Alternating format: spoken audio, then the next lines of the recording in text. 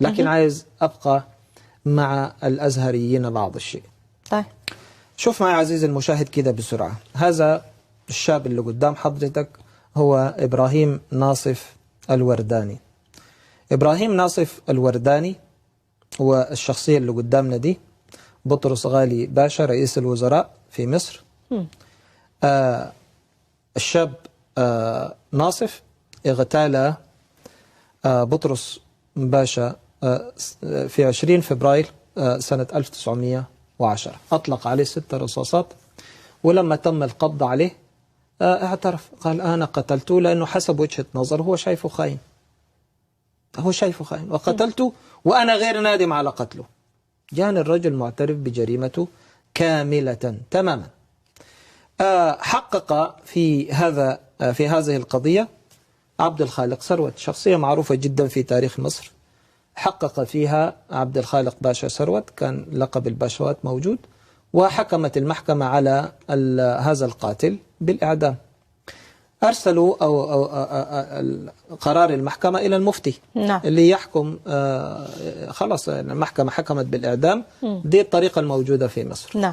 أرسلوها إلى مفتي الديار المصرية. كان في ذلك الوقت مفتي الديار الشيخ بكري الصدفي. الشيخ بكري الصدفي هو ده الشخصية الموجودة قدامك على الشاشة. أزهري بامتياز الشيخ بكري الصدفي، مفتي للديار المصرية في الفترة من 18 رمضان 1323 ل 1333 اللي بيوافق 10/11/1905 ل 21/12/1914 لإبداء يعني خلاص موافقة الإفتاء على يعني قرار المحكمة.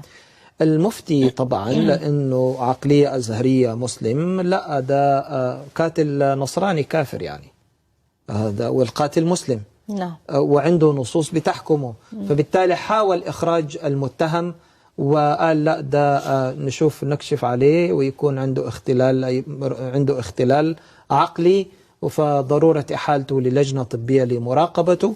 المحكمة ما خدتش بالكلام ده وتم إعدام الجاني. إذن الفكر الأزهري ده فكر قديم موجود، والتطرف موجود، فهيجيبوا من يعني هيحاول يخرج منه إزاي. لكن أنا عاوز أرجع للشيخ الصدفي، هو ليه ما حكمش بالإعدام مباشرة؟ دي بس كانت كده في السكة يعني. ليه ما حكمش بالإعدام؟ أنا عاوز شوف مع عزيز المشاهد هذا الحديث. رواه جد عمرو بن شعيب، حدث به أحمد شاكر والحديث صحيح، حدث به الشوكاني والصالح للاحتجاج، والراوي سعيد بن جبير حدث به الإمام الشافعي. طبعا الإمام الشافعي ده عند الأزهريين يعني لا يمس، زي ابن تيمية عند السلفيين كده، والثابت معروف الحديث. ماذا يقول الحديث؟ أن النبي قضى أن لا يقتل مسلم بكافر ولا ذو عهد في عهده. وحديث آخر من الشواهد اللي أنا جبتها أن النبي قال في خطبته وهو مسند ظهره إلى الكعبة: لا يقتل مسلم بكافر ولا ذو عهد في عهده. بسرعة عشان في نفس الموضوع الراوي علي بن أبي طالب، وحدث بهذا الحديث ابن حجر العسقلاني والألباني في تخريج مشكاة المصابيح، وروت عائشة الحديث حدث به ابن حجر في موافقة الخبر للخبر، وخلاصة حكم المحدث هنا وهناك صحيح وحسن.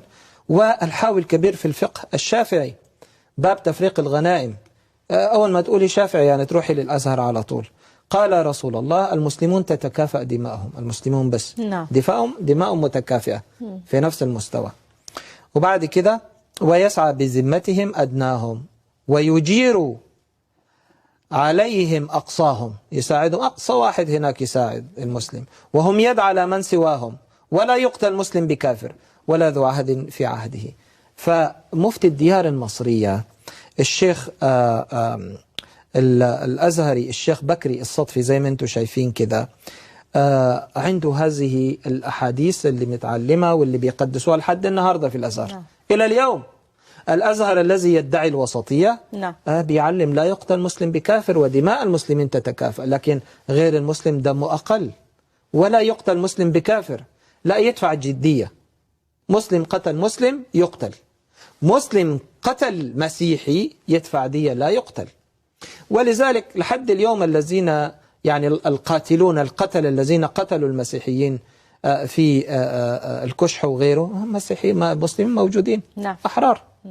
ليه ما قتلتهمش؟ أصله لا يقتل مسلم بكافر. لو شوف كمان